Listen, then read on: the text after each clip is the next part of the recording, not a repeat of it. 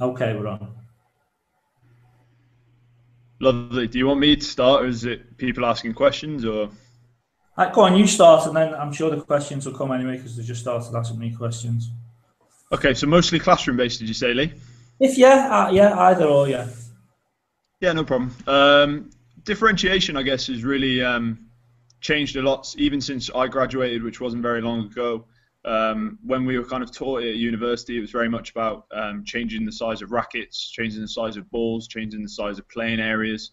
Um, and now it's changed a lot more into kind of ensuring there's lots of different tasks going on within one lesson, and the kids who are G&T are being stretched, and then those kids who are SEN are also being stretched to the best of their ability, but actual different tasks, just to ensure that they are successful within your lesson. What we do here at Redcar Academy is basically every lesson, whether it's theory or practical, we set out a success criteria, and we call that kind of a bronze, silver, gold type of criteria. The bronze, we're kind of looking at more the kind of the basic skills, the things that we're looking for them to achieve. The gold is kind of the really exceeding, and silver's obviously in the middle. So we kind of ensure that our tasks allow students to hit those different three criteria. One of the things that's a bit of a danger with it, and something I've tried, is obviously you don't want a kid turning up every PE lesson and only hitting bronze all the time. So we ensure that there's almost there's different parts of the criteria that each child would be able to meet. Within a theory lesson, I guess one of the big things that I've used for differentiation over the last kind of year or so has been using QR codes. Are we aware of QR codes? No. No. Okay, so a QR code is basically, it's like a barcode. And or you can, if you Google it, it's called QR code reader. You can get it for any kind of smartphone, Android device. And then you can basically put any web links or any information, and kids can scan it with their phones and it will take them to the information. So what I do with that, because actually there's a danger with differentiation, especially in a theory lesson, if you are setting different work that students think, oh, I'm a bit thick, I've been given the work that's not to the highest standard, because kids are intuitive, right? They're going to work that out. The nice thing about a QR code is they all look the same, so they're all little black barcodes. But what I can do then is hand out sheets to a student who's predicted an A in GCSE PE, and the QR code I might have put on his worksheet might be limited resources, so he might not be able to get as much information as the student who's on the CD borderline. I might put on their barcode or their QR code, and point them in the direction of much further resources, much more clear direction, all that kind of stuff. So that's been a really nice one. Actually, in terms of differentiation, I've been observed, and I got observed, and one of the weaknesses they've actually put down was the differentiation, because they hadn't even realised what I had done. So I kind of explained that each worksheet actually had a different amount of resources available to it. And then they kind of understood where I was coming from. But it's a real deep level of differentiation that allows students to succeed on different kind of criteria, I guess. So how do you know which sheet belongs to who? So I'll obviously have my class registers, my lists, and I'll be aware of students' target grades. So I normally base that upon their target grades. No, I get that. I just mean, how do you differentiate the sheets yourself to make sure the right student's got the right sheet if it's just got a slightly different QR code on? I just make sure I have 3 different piles. The other thing I might do is put on, so for example, a student who might be on that CD borderline or below, I might put 3 QR codes on their worksheet, so they've got 3 different places where they can find resources. And then the more G&T level, looking at the higher level, I might just put 1 QR code on, and like I say, then I can kind of clearly see 3, 2, 1. I've done it that way. That's generally how I do it most of the time. Do you have to ask them, the class, to check they've all got a smartphone? Yeah, normally, well, Redcar, where I am, is quite a kind of low socio-economic area, so to speak. So there's not a lot of money around. It's quite an industrial area. You'll find the majority by the time, especially they're doing GCSE PE 10 and 11, that nowadays they have smart. I would say about 80% of my class have a smartphone. What we've done within the department is actually brought in any old smartphones we have, and we've been able to set them up with the school Wi-Fi and stuff like that. So we've got a couple of devices within PE ourselves that we're able to use. So I've got like 3 iPhone 3GSs, which are the old bricks, but they still work for things like getting hold of the internet, using QR codes, and allowing them to use research and that kind of stuff. That's good. Yeah. Are we asking questions? Yeah, any other? Go on. No, go on, Lee. No, I was just going to say, any other pearls of wisdom in the classroom then? Other pearls, I guess other things that I try and bring in is I normally will always have a help desk of some form. You might have come across that. That's basically, I set out an area within our theory classroom where there'll be things like a GCSE textbook, there'll be dictionaries, there'll be maybe even some further QR codes on an A4 sheet of paper, and basically students, depending on their target grade, can visit the help desk, I call it, as many times depending on their grade. So for example, if they were CD, I might say, right, you can have 3 visits during this lesson. If they're an A, they can only have 1, and they can kind of pick whatever resort to. Go on, we lost you for a second then on the last sentence. Yeah, so just basically differentiating how many times they can come up to the help desk. Did you catch that bit? Yeah. Okay. So they can, yeah, so they can choose how many times they come up and what they pick from the help desk, which will help them most with their work. What happens if you have like a low ability student who just, you know, is really shy and doesn't come up, you know, in that like allocated 3 times in the lesson?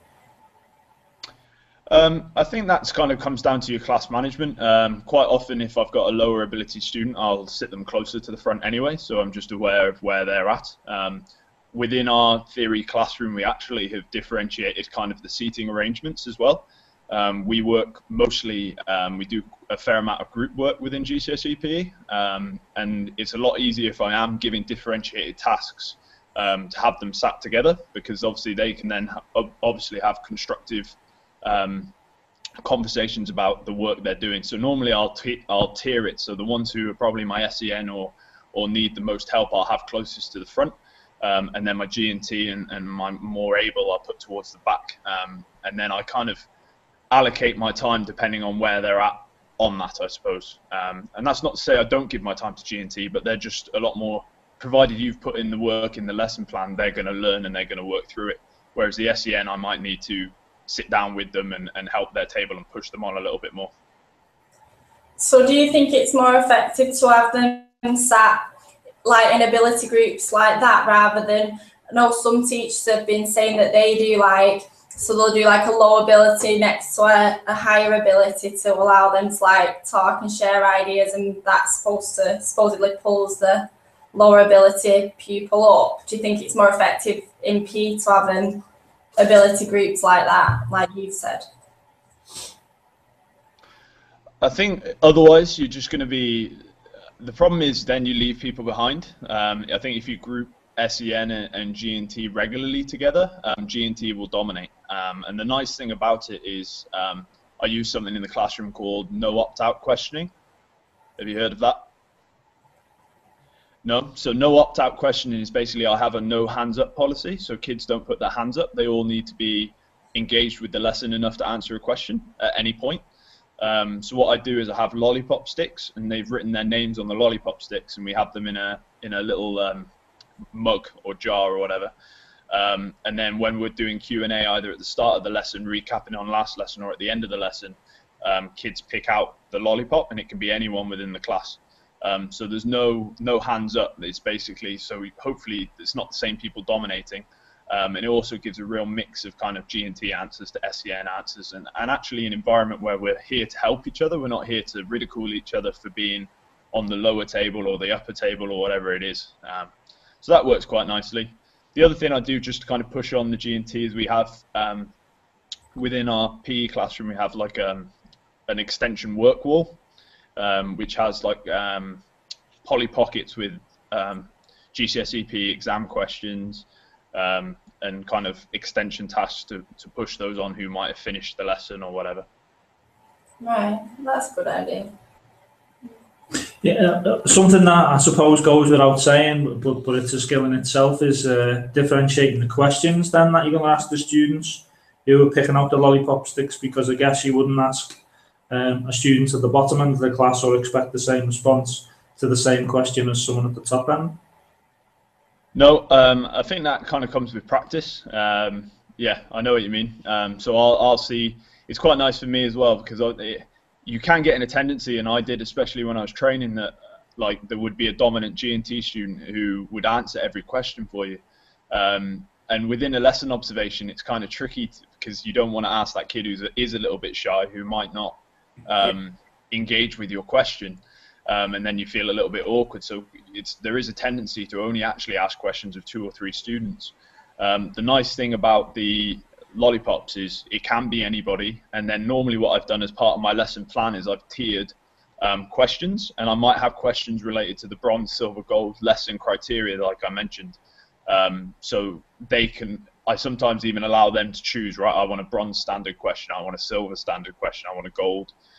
So even if an SEN student had a really, let's say they've really understood the topic, they've really connected with it, they might ask for a gold question at the end of the lesson, depending on where they're at with it, which is good. If your school didn't do the bronze and the silver and the gold, would you still have done that in your lesson plan? Yeah, I think we would have done. The thing with our PE department is there's a couple of whole school agendas that are being kind of pushed on us. But one of the things that I've always argued, and like my whole department, I'm lucky enough to be in a department where all of us are good or outstanding consistently. We don't really have a weak link. In terms of your lesson objectives, will the lesson objectives include some aspects? Sorry. No, it's all right. In terms of lesson objectives, would they include reference to your bronze, silver and gold or not? Yeah. Yeah. So what I would do is, what I normally do with the bronze, silver, gold is I also draw out some giant squares. So the outside square is bronze, then it moves into silver, then it's gold. And I'll do that with coloured pens. And then what I do is I get students during the lesson can move themselves depending on how confident they are and where they feel they are with the success criteria of the lesson. Okay, bro. To me, that's really that's something I've taken on, because one of the big things is nowadays is obviously showing progress within the lesson. It's kind of moving off differentiation a little bit, but is showing the progress within the lesson in that short time. The nice thing about the system we've put in place now is the progress is very visual to anybody who might come in and observe you. Very clearly shows, oh, I've gone from bronze, or I'm not even in bronze yet, and I've slowly during the lesson moved my way towards the kind of the main targets of what you're trying to achieve. That's not about your year 7 students. Oh yeah, I've got a pupil in year 7 who they've just been doing baselines at the moment, like taster of every sport, and in every single lesson he's just like terrified of the ball if it comes near him. He'll put himself like out of the lesson because he's just scared to get involved. Like even we did an agility test, he doesn't like running, he doesn't like being up in front of anyone, or even if no one's watching, you can still tell that he's dead shy and he's just not a sporty pupil at all, but to the point where it looks like he's physically like worried about it and just doesn't want to be involved and would much rather be sat at the side. So I've tried to involve him in different ways, like just saying, oh, we'll go and field for the next 5 balls and then you can move yourself out to the side again, or like stuff like that. So just wondering how you would deal with a pupil like that, where he's not being disruptive, he's not like badly behaved or anything like that, he's just literally terrified of getting involved. Does he have any like SEN need or support or anything? No, no other SEN. It's just in PE really, where he's just scared. I think what we've done, and this is more kind of the SEN, but if there are students who are genuinely struggling with PE, we have 2 very severely autistic children in year 8, and I think some of the strategies could kind of cross over if there is that kind of shy element to it. Is quite often what I'll do is I will set them off. In most sports, you can set them off into tasks. Either does he have any friends with him, kind of, or is it just literally isolated? It seems like he speaks to other pupils and stuff, but I never see him within like a group of the lads or anything like that. No. What I would normally try and do is kind of keep him away, because there's very much within, especially boys PE, there's very much this kind of hegemonic masculinity type thing you might have learned about at university and stuff like that, and there is that culture, and there's been a lot of papers written that are kind of negative towards that, but at the same time, if the boys are part of that, they push each other on. But in terms of the low ones, I know what you mean, sometimes they get left behind. So what we normally do is, obviously we have set it PE anyway, but once we've done that is we ensure, so for example, the autistic kids, we were doing cricket at the end of last year, and what I would do is I'd find a couple of friends, who do you want to work with, try and make it as comfortable as possible for him. And then they would go off and do the same task, but actually a little bit of a distance away, not miles so I can't see them, but actually giving them kind of freedom to go, and I say, look, I'm doing you a favor here by kind of taking you out of the situation you're uncomfortable in, but I expect high work rate from you. Yeah. And the other thing is just about trying to find, and I know you say he's not sporty, and you're always going to have your kids who genuinely don't like sport, but for me, I think it's giving them a range and trying to hook them with at least one thing. I think baseline in particular in year 7 is quite intimidating. But I think once they're kind of up and running, like we've had kids who've really not liked your traditional, your rugby, your football, those kind of things. But if it's a wet weather lesson and we're doing dodgeball, they'll be dripping with sweat and enjoying it like anything. So it's just about hooking them into something, I think. Right. Thank you. No worries. Bill, just quickly, Tom, any other practical differentiation pearls of wisdom? Practical or theory, but either. Practical. Oh, practical. I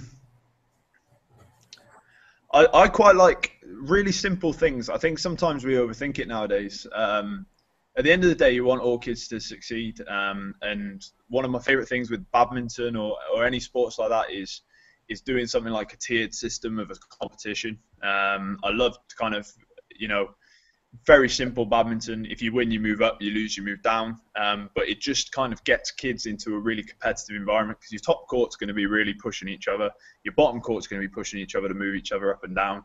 And just ensuring, because I've done systems in the past where everyone's played everyone, you lose. Whereas if you've got that continual high level competition, you should be able to kind of push them on as best you can, really. Okay, Bill, any further questions? No. Right, Tom, No. we appreciate you giving up your time, and enjoy the rest of your day. Yeah, no worries. I'll catch you soon, Lee. Thanks a lot. What's the weather like in sunny Redcar today? It's a bit miserable, a bit drizzly, but not too bad. All right, mate. Cheers. Thank you. Thank you. Bye. Cheers. Bye, guys. Bye.